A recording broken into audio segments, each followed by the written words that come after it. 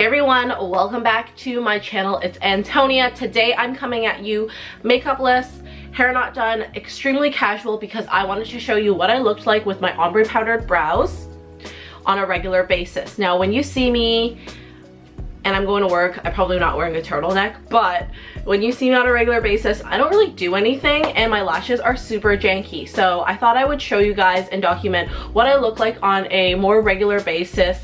I know a lot of girls think if I get my ombre powdered brows done or if I get microblading, I'm gonna have to look on all the time. And that's just totally not true. I don't think so. I think, like right now, obviously I have my ombre powdered brows on because they are a semi-permanent tattoo, right? So I have it on and I don't think I look that weird. They're not extremely bold. They're really natural. They just give your face a little bit more oomph. So I thought I would do the Q&A like this just so you guys could see what I look like on a regular basis. So if you guys haven't seen the video or if you don't follow me on Instagram, then you had no idea I already did this. But 2 weeks ago I had ombre powdered brows done to my face. Essentially it is a semi-permanent tattooing sort of procedure done to my eyebrows, obviously, and it's way different than microblading. Microblading is using a scalpel and kind of like causing incisions into the skin and then rubbing dye into it. I'm not exactly 100% sure because I obviously am not an expert and I haven't done microblading, but that's sort of the two differences. Ombre powder brows is more of a tattoo procedure and microblading is like small, using a blade and like cutting into the skin and then rubbing the dye in. So both of them are semi-permanent. Whether you go microblading or ombre powder brow is up to you, but this is just a documentation and kind of a Q&A on my experience on getting the ombre powdered brows done. Now these are not exactly fully healed. They will still continue to change, but this is a week after that they've healed. So I think they look pretty good. I have to mention my right eyebrow is a little bit lighter than my left eyebrow. It doesn't bother me totally because I know things will still change throughout the weeks, and then within 8 weeks I will get a touch-up on my brows to fix any kind of discrepancies. So there's that. Now the biggest question I had asked when I posted on Instagram, which by the way, if you don't follow me there, you should follow me there at _HelloHarley. I posted a video or like pictures of me getting it done on my story, so they're long gone now. But a lot of girls DM'd me asking me how much was the procedure. Now I have to say, prices vary between artist to artist, so I cannot guarantee you that the procedure is going to cost X amount of dollars. So obviously contact your artist that you're looking to get the brows done by. But Beauty by Rain, she charges $400 if you are going alone, and then she has a special or deal that she offers if you bring a friend. So I went with Caitlin, so I had $100 off. Caitlin had $100 off. So my brows costed me $300 total. And then in 8 weeks I have to pay, I'm pretty sure, $50 to touch them up. So I think it's well worth it because my brows are going to last for 2 years. And that's the second question that I had asked the most, is how long do the brows last? They last for approximately 2 years. I don't know what they'll look like in the end of the 2-year process, but for now they look pretty good. I really like the shape. I think they're really natural. I don't think they're like overly crazy, and they're not super thick and they're not super thin. They're just like a really nice normal brow. So hopefully I continue to like the shape of the brow within the next 2 years of my life.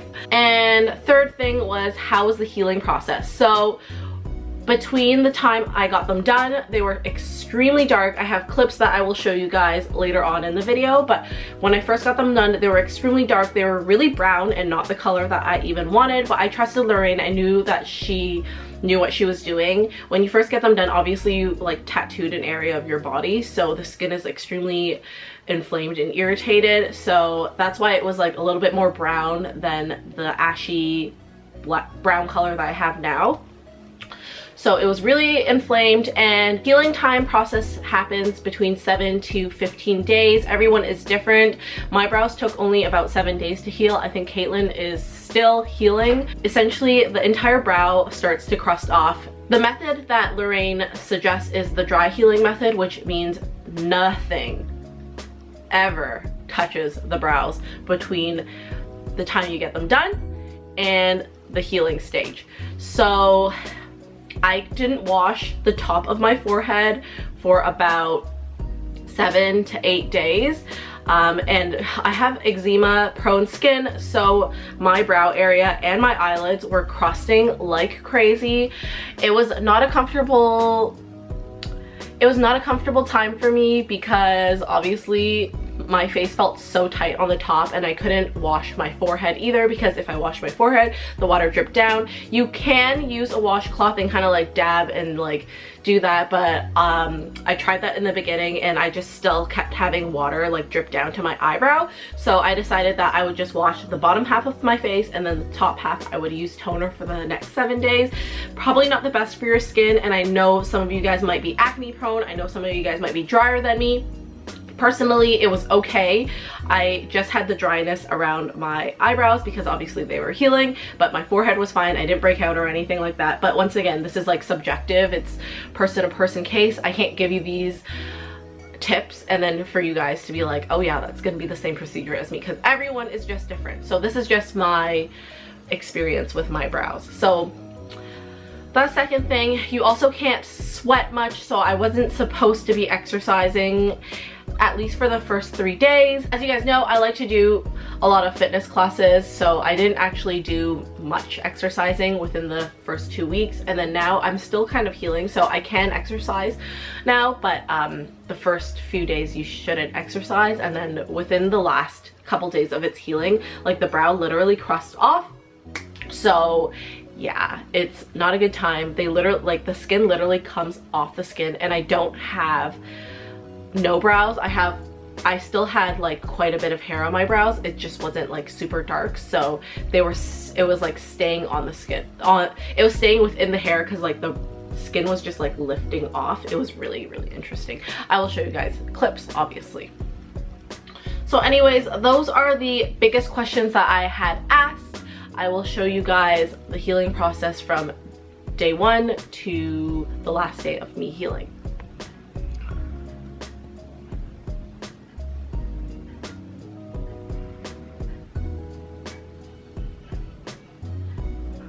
I almost forgot to vlog today's eyebrows. This is the situation. It looks like I have crust all over them, and I kind of do. The tail has fallen off, so you can see that it's like, here is like lighter. Oh my god. I kind of miss how dark they were before, but now they're just slowly crusting off and it's looking crazy. Alright guys, here is the next morning update. The big scab here fell off, and you can see I only have this little scab left. I have a bit of a bald spot here and here, so when I go for my touch-up, I'm definitely going to ask her to fill that in. This brow is still not falling off, so I'm not going to pick at it or anything like that, but this one literally everything was off, so I just decided to take it off. So yeah, quick update on the brows. This one's almost completely patched off. This is my own hair that I have, and I always have this issue where this is very dark because a lot of hair grows here, but this is patching off, and then this has come off basically, and I still have a little bit scabbies here, so we'll see what happens. Hello boils and goils. So here are my brows today. Basically all the scabs have scabbed off, and this brow looks darker than this one. I think because this one started flaking off sooner than the left one. I'm not sure why, but it just happened like that. When I get my touch-up, I will definitely ask her to darken this side because it looks hella light compared to this side, but it's not that big of a deal. Super happy with them, but you can still see it's a little bit scabby. I did a bad thing, shower with my brows just like this, because I think everything's basically come off, right? So that's why I went ahead and showered. I have eczema prone skin, so it was really important to moisturize. Oh my god, the brows are so dry right now. I cannot wait. I'm gonna put some nice deep repair mask on there because it's just so dry. It needs a lot of help, and like my skin is just flaking off. Okay guys, thank you so much for watching this video. I hope you guys enjoyed. I hope it was informative for you guys. Once again, check out the video of me getting them done if you're interested in how the procedure works. If you guys have any other questions about ombre powdered brows and the healing process and my personal experience with it, leave a comment down below. I would be happy to answer that question for you. I'll probably do another kind of Q&A about them once I do my 8-week touch-up. And I will see you guys in the next video. Bye!